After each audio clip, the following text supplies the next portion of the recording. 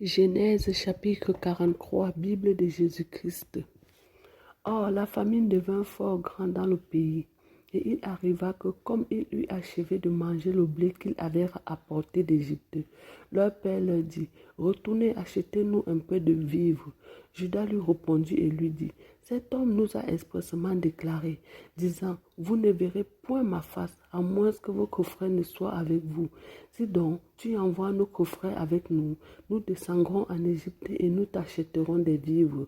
Mais si tu ne l'envoies pas, nous n'y descendrons pas, car cet homme nous a dit, vous ne verrez point ma face, à moins que vos frères ne soient avec vous.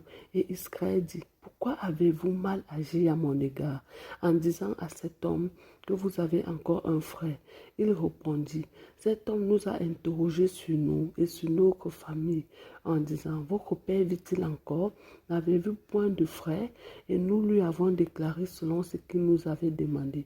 Pouvons-nous savoir qu'il dirait, faites descendre vos frères? Judas dit à Israël, son père, laisse venir avec moi l'enfant, avec moi, afin que nous levons et que nous partions, et nous vivrons et nous ne mourrons point, nous et toi, nos enfants. Je réponds de lui, tu le redemanderais de ma main, si je ne te le ramène pas auprès de toi, et si je ne le remets pas devant ta face, je serai coupable toute ma vie envers toi.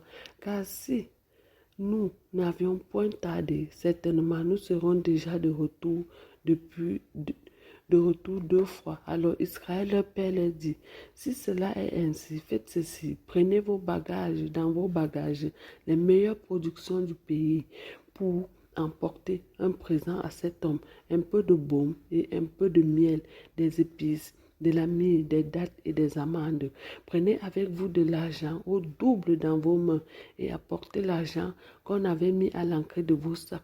Peut-être que c'est une erreur. Prenez vos coffrets et levez-vous, retournez vers cet homme. Que le Dieu Tout-Puissant vous fasse trouver grâce devant cet homme, afin qu'il relâche vos coffrets et Benjamin. Et s'il faut que je sois privé de ces 2 fils, que j'en sois privé. Alors il prit le présent, et ayant pris de l'argent au double dans leurs mains, et Benjamin, il se levait et descendit.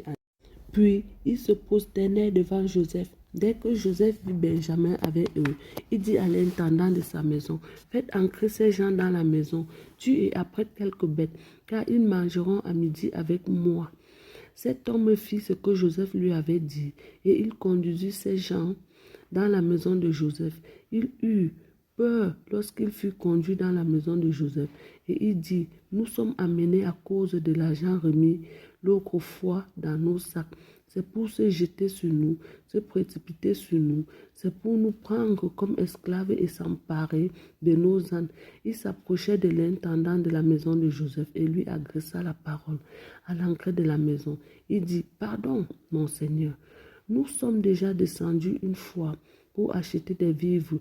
Puis, quand nous arrivâmes au lieu où nous devions passer la nuit, nous avons ouvert nos sacs et voici l'argent de chacun était à l'entrée de son sac. Notre argent selon son poids, nous le rapportons avec nous. Nous avons aussi apporté d'autres argent dans nos mains pour acheter des vivres et nous ne savons point qui a remis notre argent dans nos sacs. L'intendant leur dit, tout va bien pour vous, ne craignez point, c'est votre Dieu, le Dieu de votre Père qui vous a donné un trésor dans vos sacs. Votre argent est parvenu jusqu'à moi. Et il leur amena Siméon. Cet homme les fit entrer dans la maison de Joseph et leur donna de l'eau et il lavait leurs pieds. Il donna aussi à manger à leur âne. Il préparait leur présent en attendant que Joseph revienne à midi, car il avait appris qu'il mangeait du pain chez lui. Quand Joseph fut arrivé à la maison, il lui offrit le présent qu'il avait dans leur sac et se prosterna à terre devant lui dans la maison. Il leur demanda, comment se portait, et leur dit, votre vieux père dont vous m'avez parlé se porte-t-il bien? Vit-il encore? Il répondit, ton serviteur, notre père, se porte bien, il vit encore. Et il s'inclina et se prosterna. Joseph leva les yeux. Il vit Benjamin, son frère, fils de sa mère. Il dit, est-ce là votre jeune frère dont vous m'avez parlé? Il Et il ajouta, mon fils, que Dieu te fasse grâce. Et Joseph se retira promptement, car ses entrailles étaient émues à la vue de son frère, et il chercha un lieu pour pleurer. Il entra dans sa chambre et il pleura. Après s'être lavé le visage, il sortit de là et faisait des efforts pour se contenir. Il dit, servez le pain. On servit à Joseph à part et ses frères à part, et les Égyptiens qui mangeaient avec lui furent aussi servis à part, car les Égyptiens ne pouvaient manger du pain avec les Hébreux, parce que c'est à leurs yeux une abomination. Les frères de Joseph s'assirent en sa présence, le premier-né selon son droit d'aînesse et le plus jeune selon son âge. Et ils se regardaient les uns les autres avec étonnement. Joseph leur fit porter des mères qui étaient devant lui, et Benjamin en eut 5 fois plus que les autres. Il louait et s'enivra avec lui. Béni soit le